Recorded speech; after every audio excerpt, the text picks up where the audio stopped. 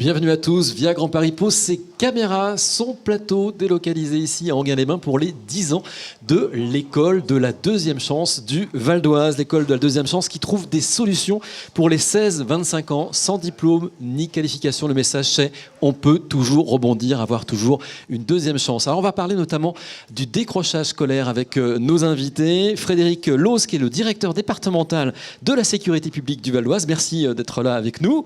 Et également Leïla Garnaout qui est directrice du pôle plateforme de mobilisation lutte contre le décrochage scolaire de l'école de la deuxième chance. Et puis on retrouvera au cours de ce rendez-vous Angélique Boilet avec les acteurs et puis les témoins du parcours de l'école de la deuxième chance sur ces 10 ans.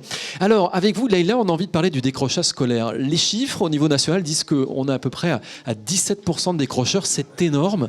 Mais finalement, pour vous qui êtes une professionnelle du sujet, c'est un chiffre 17% et à chaque fois derrière un décrochage scolaire, il y a une personne qui est en échec et il faut faire un travail sur la personne. Tout à fait. Donc effectivement, nous avons un taux de décrochage qui est assez important. Si vous voulez, en soi, au niveau du travail qu'il y a à faire avec ces jeunes, c'est pas quelque chose de standard. C'est pas quelque chose qu'on peut expliquer. On peut pas décrire exactement en fait. Tout à chacun un projet différent, une personnalité, un caractère qui est totalement différent. Donc on doit adapter. On adapte en fonction du jeune, de ses problématiques, pas forcément en fonction de son histoire passée, puisqu'on les reçoit en fait en entretien individuel dans un premier temps. Et à partir de là, on part du présent, du moment où on l'a en instantané tout de suite. Et puis on évoque avec lui ce qu'il voudrait faire maintenant. Voilà, donc c'est un travail vraiment important. Hein. Le démarrage, la rencontre, il faut apprendre à se connaître, identifier quelles sont les difficultés qu'a rencontré ce jeune pour l'aider à se relever, à avancer, gagner en confiance. Tout à fait, exactement. La connaissance de soi, la confiance en soi, retravailler avec lui l'estime de soi, et puis valoriser ce qu'il a réussi, parce qu'il a réussi quelque chose dans son parcours. Donc partir de là, et puis valoriser son futur, ce qui va arriver dans les mois, les jours, les années à venir, et l'accompagner. Alors on va en parler avec Frédéric Larose. On peut se poser la question pourquoi Frédéric Lose est là, c'est le directeur de la sécurité publique du Val d'Oise. Eh bien parce que vous avez connu un parcours très particulier, qui est le parcours de beaucoup de jeunes qui viennent rencontrer Leïla. C'est un garçon qui était en échec scolaire, qui pendant des années n'a pas été sur les bancs de l'école, du lycée, de l'université. Et aujourd'hui, vous êtes patron de la police dans le Val d'Oise. C'est quoi ce parcours alors? C'est un parcours où vous reconnaissez dans celui des jeunes qu'on a vu sur notre antenne jusqu'à présent?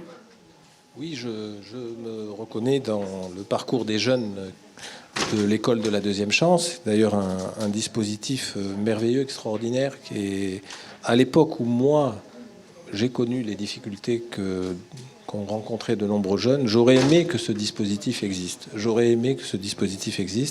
Parce que c'est un excellent dispositif. Alors mon parcours à moi, je vais être assez bref. J'ai décroché au collège progressivement parce que je rencontrais des problèmes disciplinaires de deux niveaux, les deux. Je n'étais pas au niveau disciplinaire. Je suis allé en BEP, en CAP, en apprentissage, et puis j'ai repris des études. Donc sans faire de bac de lycée, très, très difficilement. Et je me suis heurté au problème que rencontrent les jeunes aujourd'hui, c'est-à-dire le problème de l'estime de soi, de la dévalorisation, la perte de confiance. Aujourd'hui, peut-être qu'il y a trop d'informations. À l'époque, il n'y en avait pas du tout. Comment on fait? Le problème des moyens matériels, de la disponibilité psychologique, de la confiance pour reprendre des études. Et puis, petit à petit, la disparition des acquis fondamentaux qui permettent de repartir. C'est-à-dire l'orthographe, la méthode, un peu de curiosité, la confiance en soi, mettre en mouvement. Là, c'est terrible, on se sent en échec. Et il y a un moment, il faut quand même rebondir. Alors, comment ça s'est passé pour vous? Là, l'école de la deuxième chance tend la main. Est-ce que quelqu'un vous a tendu la main pour vous permettre de renouer avec les études et puis engager un parcours positif? Alors, c'est compliqué à expliquer brièvement parce qu'il y a eu beaucoup de facteurs.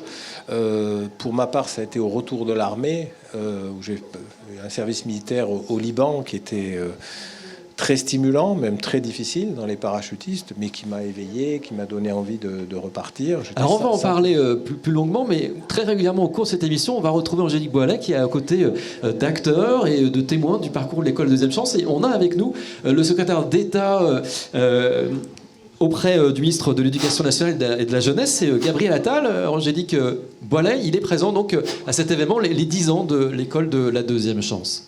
Tout à fait. Gabriel Attal, bonsoir. Bonsoir. Alors, en 20 ans d'existence à l'échelle nationale et en 10 ans à l'échelle départementale, est-ce qu'on peut dire que les écoles de la deuxième chance se sont imposées comme un vrai outil de l'éducation nationale de lutte contre le décrochage scolaire? Absolument. Elles se sont imposées non pas comme un outil, mais comme un partenaire indispensable de l'éducation nationale s'agissant de la problématique du décrochage scolaire. Parce qu'elles ont une très grande force, qui est d'abord la territorialisation. On part du local, on part de la capacité des partenaires au niveau local, collectivités, branches professionnelles, entreprises et évidemment État, à s'organiser, à travailler ensemble. Pourquoi ? Parce que quand on parle de décrochage, on parle de jeunes qui ont décroché du système scolaire parce que le système scolaire n'est pas adapté à la diversité de leur profil, et on parle de jeunes qui ont besoin d'un accompagnement personnalisé pour eux-mêmes, mais aussi pour connaître les opportunités, les offres qui existent sur leur territoire. Et les écoles de la deuxième chance, en fédérant tous ces acteurs, elles sont parvenues à créer ce hub qu'il va falloir renforcer, dans lequel on va pouvoir intégrer d'autres dispositifs, mettre en lien avec d'autres dispositifs, notamment d'engagement. J'en parlais avec le président Benjamin Schroun. Elles se sont imposées comme des partenaires indispensables de l'éducation nationale sur ce sujet-là, et par cet atout-là qui est celui de la connaissance des acteurs du territoire. Et d'ailleurs, il y en a à peu près 124, et il y en a des nouvelles qui vont se créer pour venir en aide à encore plus de jeunes. J'espère. Vous savez, j'étais en Creuse lundi en déplacement. J'ai rencontré des jeunes élèves au lycée agricole. J'ai rencontré des jeunes élèves au lycée des métiers du bâtiment. Et puis j'ai rencontré des jeunes accompagnés par la mission locale, des jeunes qui ont décroché. Et l'une des premières choses que m'ont dit ces jeunes et les associations qui les accompagnaient, c'est, vous savez, nous on n'a pas la chance d'avoir une école de la deuxième chance en Creuse. Donc c'est qu'il y a encore des territoires à conquérir et encore beaucoup de jeunes à accompagner en France. Donc je souhaite vraiment les soutenir pour qu'ils puissent se développer encore sur le territoire. Alors vous portez une réforme, le service universel, et vous voulez que l'école de la deuxième chance soit partenaire. Oui, je pense que l'école de la deuxième chance sera un partenaire pour la mise en place du service national universel. Pourquoi ? Parce que ce service national qui va permettre de recréer un moment de cohésion et de mixité sociale entre les jeunesses sur le territoire aura aussi pour objectif de permettre à des jeunes qui ont décroché ou qui sont sur le point de décrocher de s'insérer dans des parcours d'insertion civique et économique. Et là-dessus, les écoles de la deuxième chance, encore, sont des partenaires indispensables. Et donc, je pense qu'il faudra créer des ponts entre le service national universel, les écoles de la deuxième chance et évidemment d'autres acteurs pour permettre à des jeunes de s'insérer durablement dans une formation et dans l'emploi.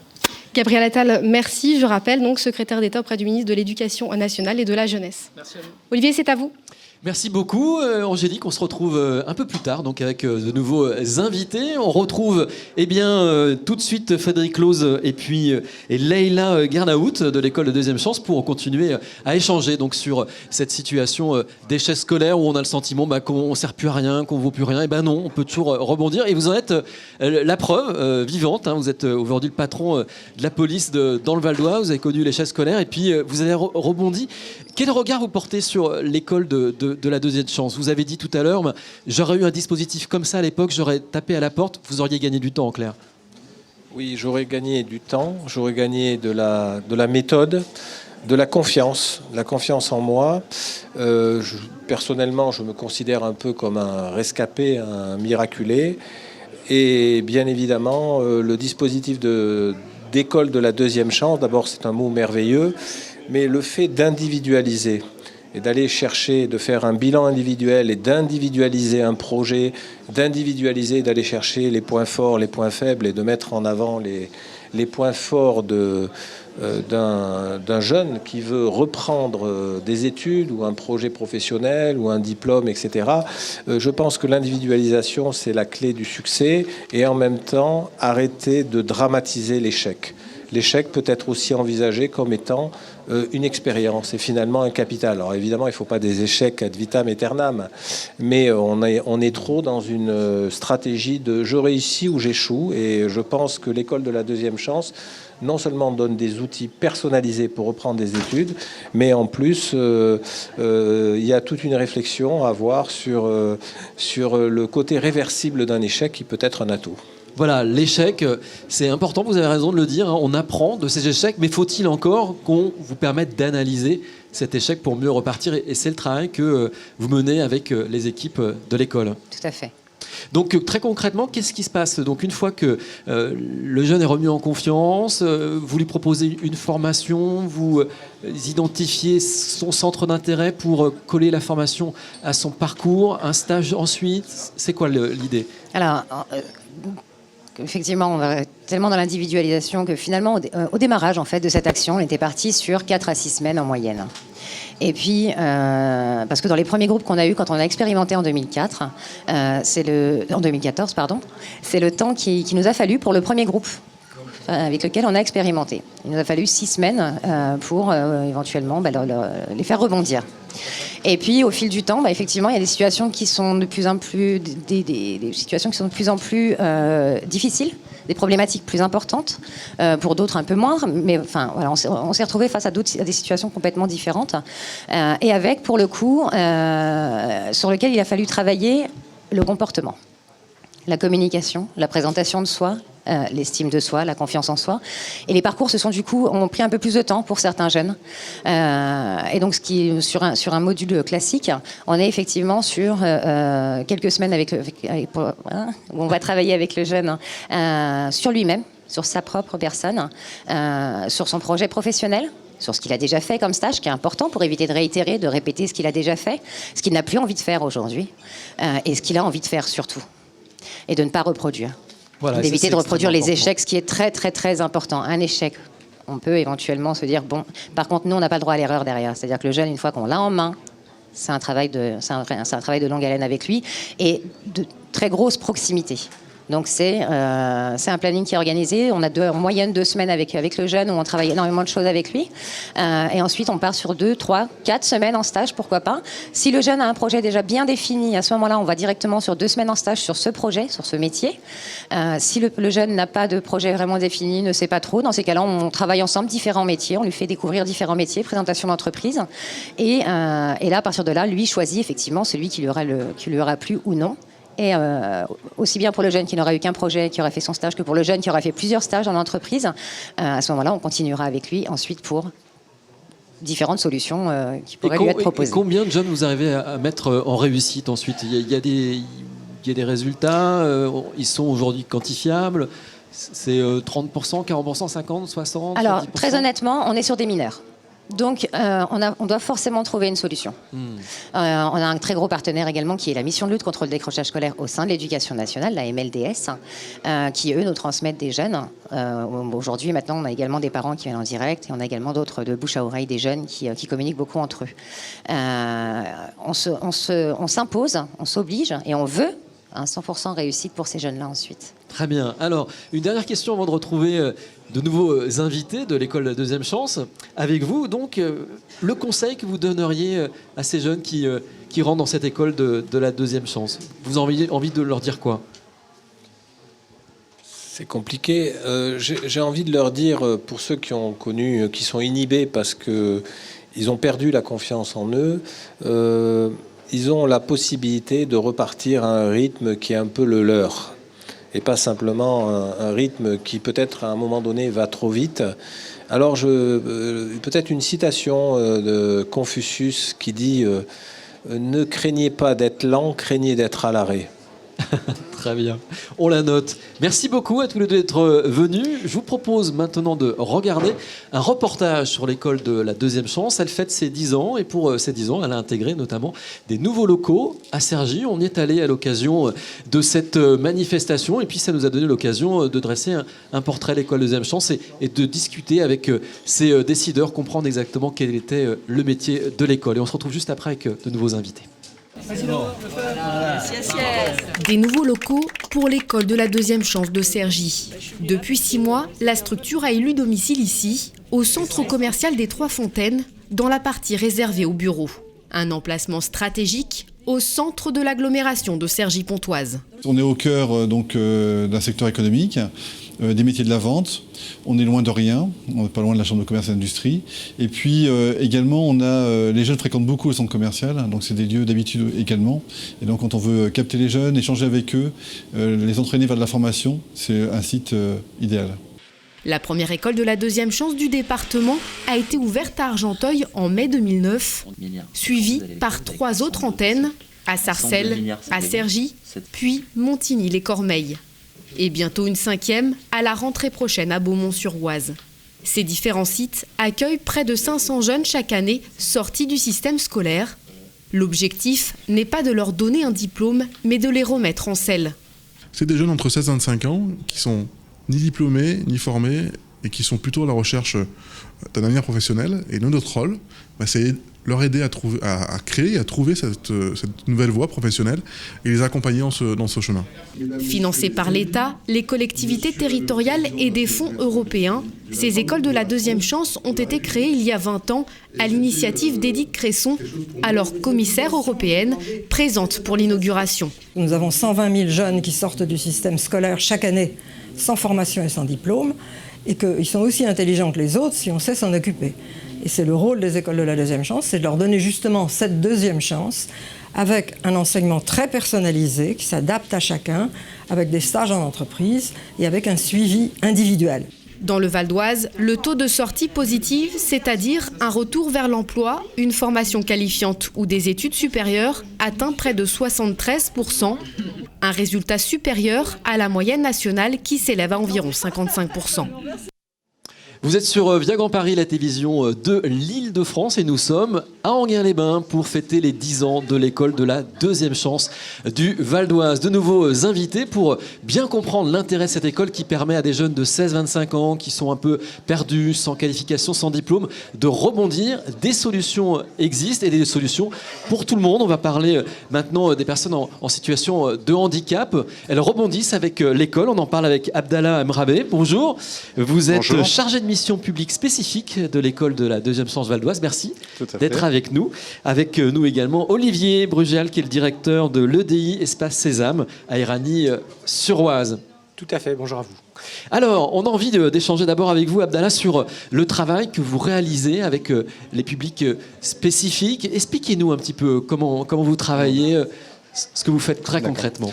Alors, la spécificité de l'école de la deuxième chance en Val d'Oise, c'est qu'à partir de 2010, on a initié un plan handicap avec le conseil départemental pour améliorer un peu l'accueil qu'on faisait avec les personnes en situation de handicap. Donc, ce plan handicap, en quelques mots, concernait surtout la mise en place de faciliter l'entrée à l'E2C, la mise en place d'évaluations plus adaptées un peu à l'handicap de la personne et d'essayer de mettre la remise à niveau en adéquation avec le projet professionnel de la personne. Ça, sur l'entrée, on a une période d'essai.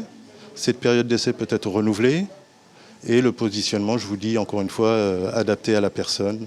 Sur le suivi de cette personne, en parcours classique chez nous, un jeune, on le suit pendant une année après sa sortie de chez nous. Une personne en situation de handicap est suivie pendant 2 années. Voilà.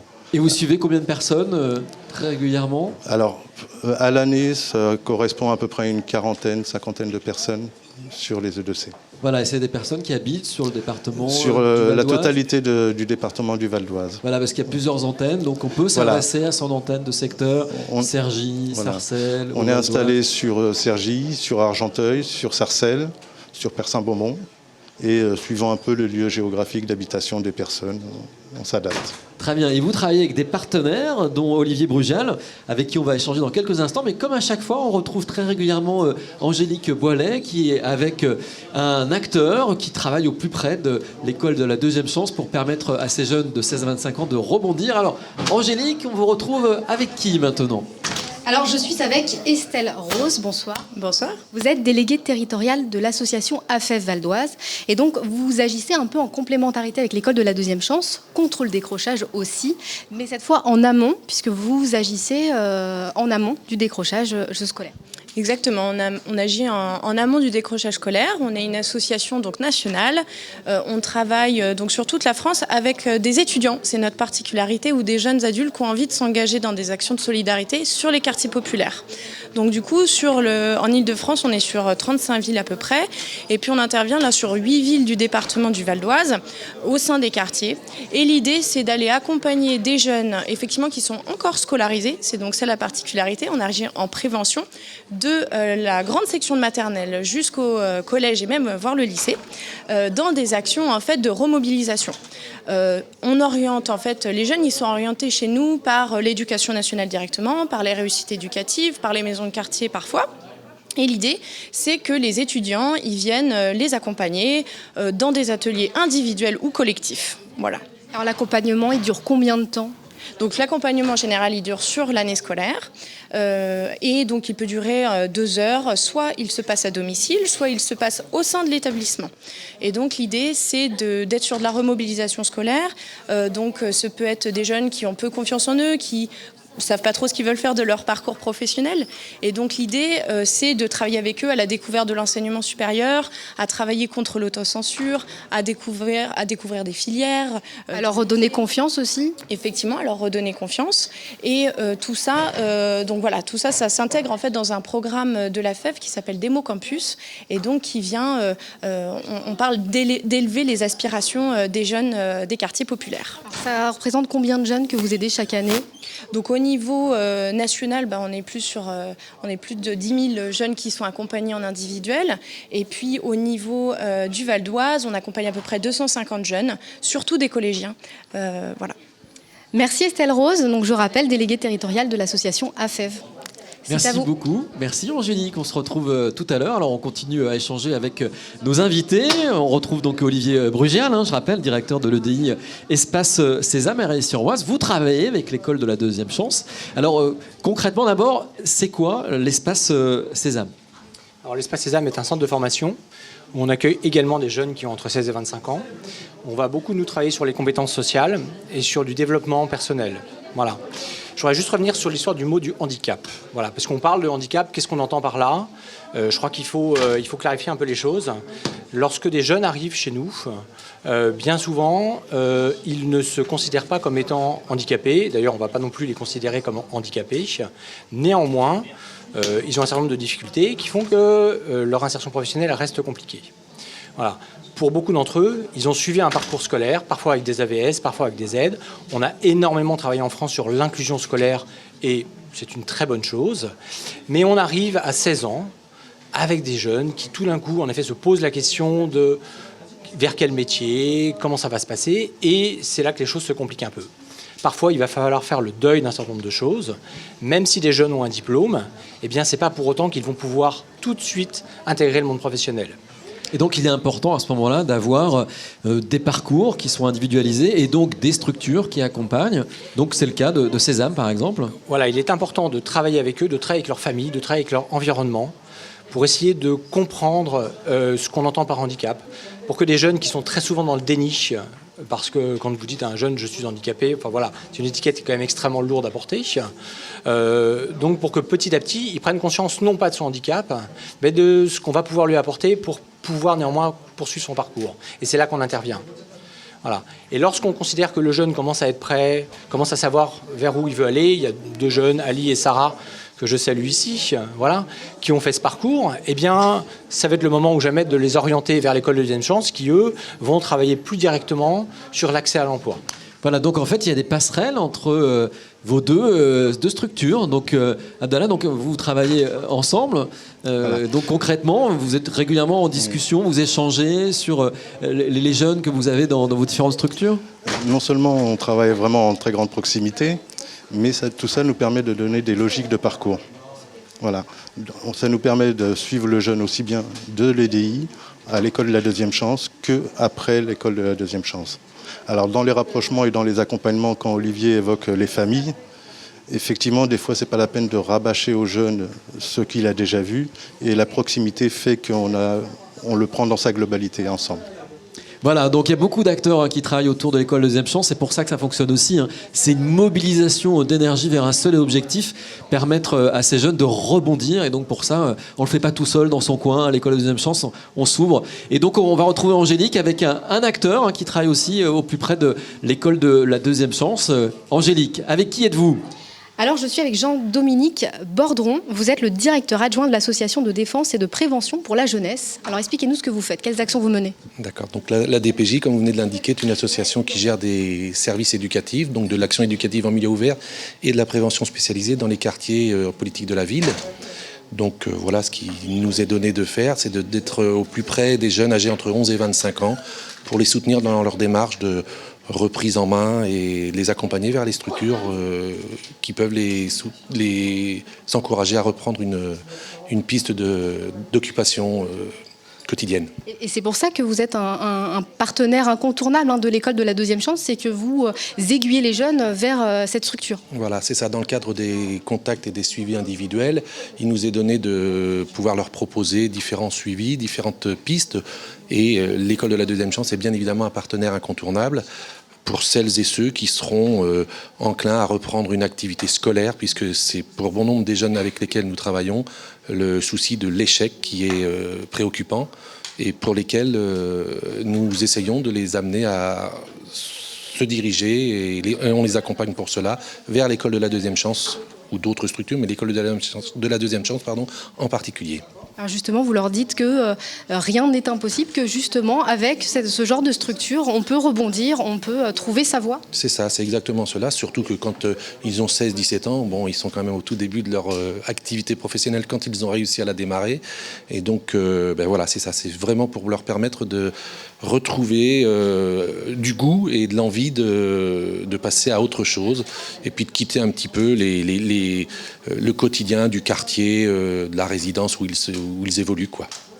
Merci Jean-Dominique Bordron, donc je rappelle directeur adjoint de l'association de défense et de prévention de la jeunesse. Merci à vous. À tout à l'heure Olivier. Oui, merci Angélique. Alors on retrouve Abdallah Bramé et Olivier pour parler toujours du sujet qui nous occupe. Donc on a bien compris l'importance de travailler ensemble. Ça c'est déterminant Olivier.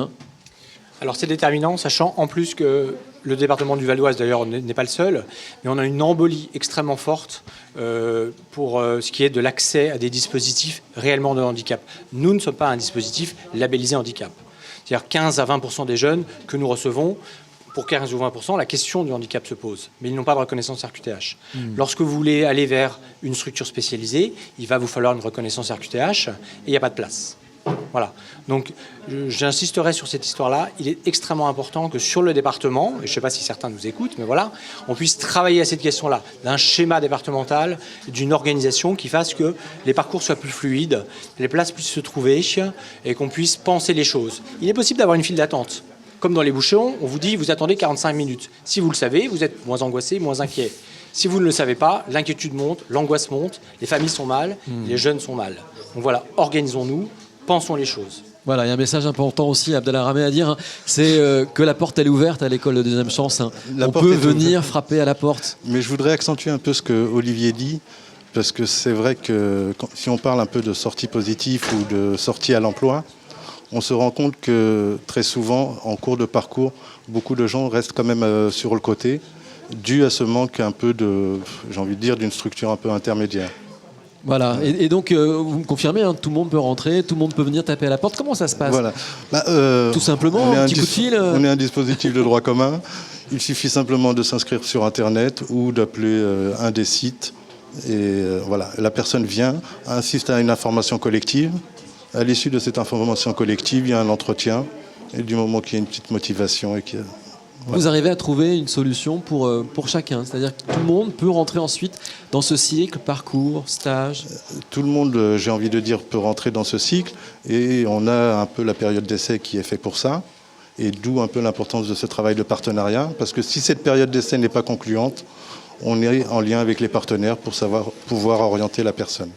Très bien, merci beaucoup à tous les deux d'être venus jusqu'à nous. On se retrouve quant à nous à 19h30 pour un dernier direct depuis Enghien-les-Bains.